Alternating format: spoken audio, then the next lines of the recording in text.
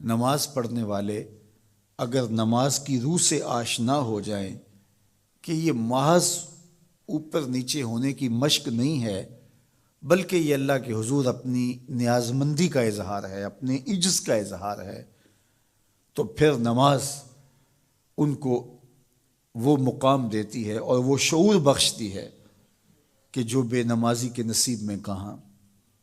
انسان کے اشرف اعضاء اس کے سر میں ہیں، بولنے کی قوت زبان سر میں، دیکھنے کی قوت آنکھیں سر میں، سننے کی قوت کان سر میں، سوچنے کی قوت دماغ سر میں، سونگھنے کی قوت ناک سر میں، اور یہ سر مالک کے در پہ ہے۔ اور زبان سے بندہ کیا کہہ رہا ہے؟ سبحان ربی الاعلی، مالک تو سب سے اعلیٰ ہے۔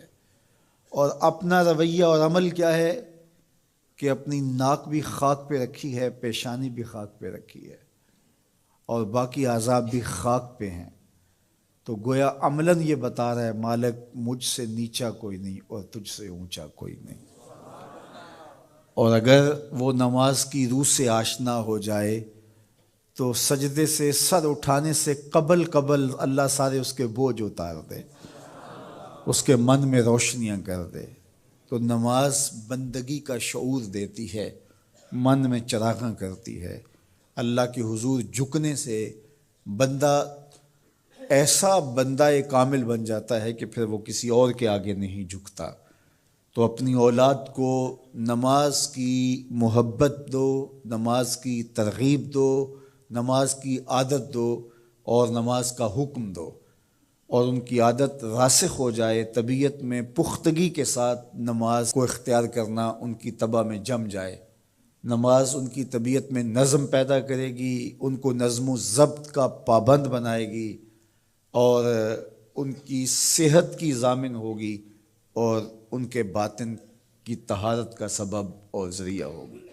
اس لیے کہا کہ اللہ کے حضور جھکنا نہ بھولنا اور نماز قائم کرنا۔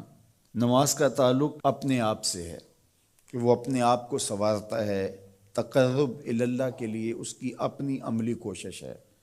بندے اور خدا کا ایک ربط ہے نماز۔ اسی طرح یہ خیال کہ میرا مالک مجھے دیکھ رہا ہے، اس سے بھی تہذیب نفس ہوتی ہے، باطن کی تربیت ہوتی ہے۔ انسان ایک حصار میں آ جاتا ہے، ایک پہرے میں آ جاتا ہے کہ میرا اللہ مجھے دیکھ رہا ہے، اور پھر وہ قدم پھونک پھونک کے رکھتا ہے۔ وہ اچانک لوگ بیٹھے ہوئے ہوں نا، تو آج کل یہ سوشل میڈیا کا زمانہ ہے، تو کوئی کیمرہ سیدھا کر لے تو ایک دم مرتب ہو جاتے ہیں، اس لیے کہ اب ہماری تصویر آنے والی ہے۔